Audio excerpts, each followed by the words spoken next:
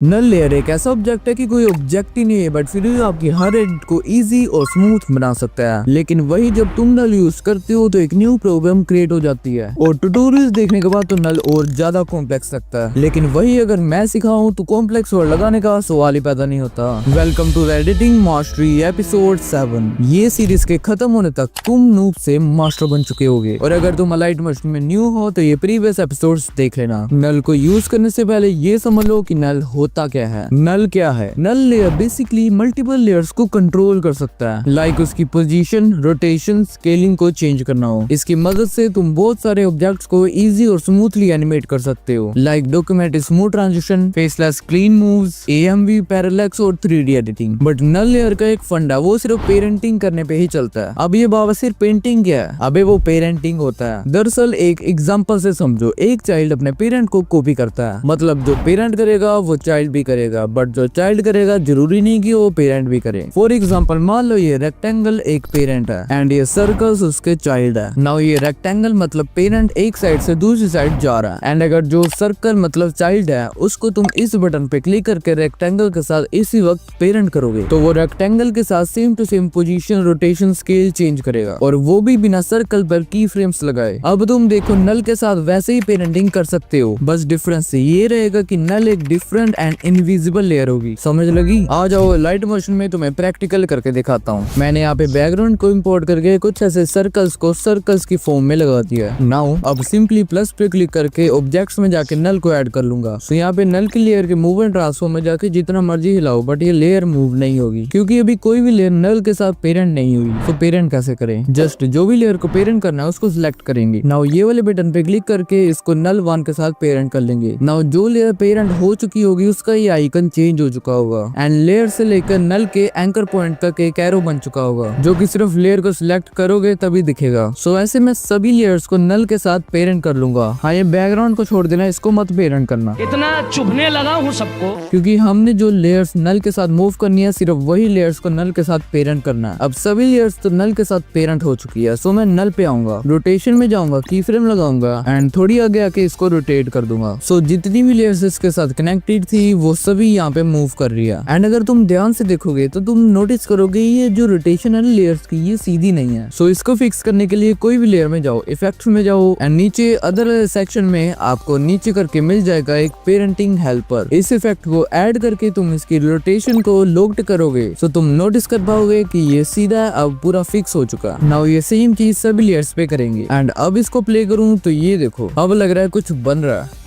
Now इस animation को खत्म करते हैं। जस्ट एक कैरेक्टर डाल देता हूँ एंड बैकग्राउंड को डुप्लीकेट करके कैरेक्टर के नीचे रख देंगे। नाउ वेक्टर ड्राइंग टूल में जाके इसकी आर्म्स के नीचे का सारा एरिया सिलेक्ट कर लेंगे। सिलेक्ट करने के बाद शेप एंड बैकग्राउंड को सिलेक्ट करके ये बटन पे क्लिक करके ग्रुप कर देंगे। नाउ ये बना फाइनल।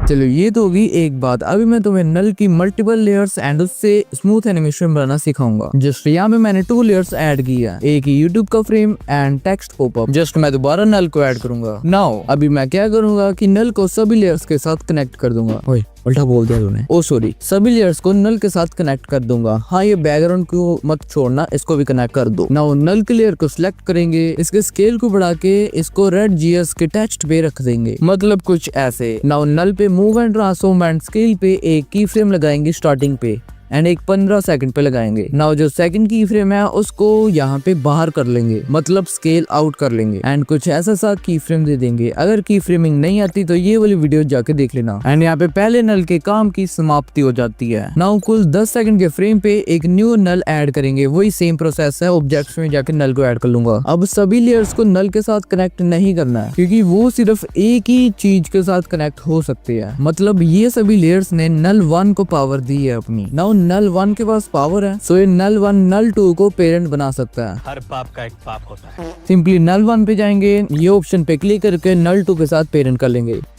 नाउ नल 2 पे की फ्रेम देंगे एंड 1 मिनट पे आके इसको नीचे कर देंगे एंड इस पे कुछ ऐसा सा ग्राफ दे देंगे। एंड ये याद रखना कि अगर तुमने स्मूथ एनिमेशन बिल्कुल ही मक्खन एनिमेशन बनानी है, सो जैसे ही तुम्हारी एक एनिमेशन खत्म होती है, जैसे कि नल 1 की यहाँ से खत्म हुई, तो उससे पहले ही नल 2 की एनिमेशन स्टार्ट हो जानी चाहिए। जैसे अभी भी 30 सेकंड पे ये नल 2 की एनिमेशन खत्म हो रही है, सो मैं 25 सेकंड्स पे एक और नल ले लूंगा एंड ऑब्वियस ही बात है नल 2 को नल 3 के साथ पेरेंट कर देंगे। हर पाप का एक पाप होता है। नाउ नल 3 पे आके दोबारा से की फ्रेमिंग वगैरह लगा के 10 सेकंड आके इसको जूम कर देंगे स्केलिंग से एंड इसको ये वाला ग्राफ दे देंगे दोबारा से। अब आप कहोगे कि इसमें Z वाली चीज जो 3D डायमेंशन है वो क्यों नहीं यूज की? दरअसल वो वाली चीज मैं अगली वीडियो में यूज करूंगा ताकि आप बिल्कुल भी कंफ्यूज ना हो। नाउ अब यहाँ पे ध्यान से देखो, अब हमने ये जो YouTube का फ्रेम है इसके अंदर जूम इन किया, सो जब ये जूम आउट होगा सो ये YouTube के फ्रेम में नहीं होगा बल्कि कोई लैपटॉप में होगा। समझ लगी?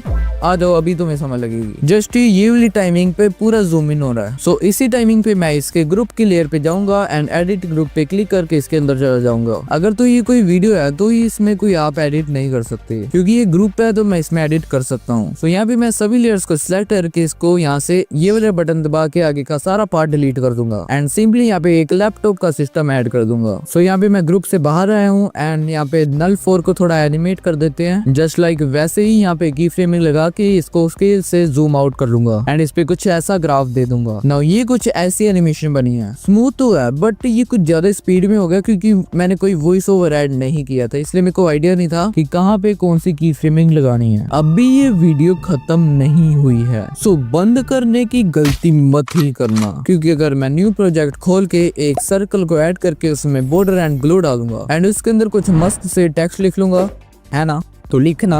ओ अच्छा। नाउ ये चारों लेयर को सिलेक्ट करके मैं ग्रुप कर दूंगा एंड इसको डुप्लीकेट करके साइड में छोटा करके रख दूंगा। तेरे पास बिग लाइट है, मुझे भी देना। अबे स्मॉल लाइट है। इस साइड वाले सर्कल को सिलेक्ट करो एंड 30 सेकंड पे आके एक की फ्रेम दूंगा एंड स्टार्टिंग में एक की फ्रेम दूंगा। नाउ स्टार्टिंग में आके इसको इसके अंदर बांट दूंगा, मतलब ये हाइप के पीछे छुपा दूंगा एंड सेम चीज स्केल पे भी करेंगे। 30 सेकंड पे आके की फ्रेम एंड फर्स्ट पे आके इसको बिल्कुल ही 0 कर दूंगा एंड दोनों एनिमेशन में ग्राफ्स लगाना ना भूलना। ये क्या बना दिया बे? रुको तो सब्र करो, जस्ट एक नल लेयर ऐड करो एंड ये जो साइड वाला सर्कल है इसको नल के साथ पेरेंट कर दो एंड नल के रोटेशन में कुछ ऐसी की फ्रेमिंग लगा के 30 सेकंड पे आएंगे एंड इसको रोटेट कर देंगे, पूरा इतना नहीं सिर्फ थोड़ा सा। नाउ जो सर्कल है उसके इफेक्ट में आएंगे एंड पेरेंटिंग हेल्पर को ऐड कर लेंगे, जो कि हमने पहले भी किया था, जिससे माल पानी सीधा हो जाता है। एंड एक और इफेक्ट ऐड करो जो कि आपको अदर्स के सेक्शन में मिलेगा, एको की फ्रेम्स। इसके सेकंड्स को मैं अपने हिसाब से 0.1 रख लेता हूँ, काउंट्स को कुछ 5 रख लेता हूँ एंड अल्फा को 0 कर दूंगा। दरअसल ये इफेक्ट को जानना है क्या तुमने?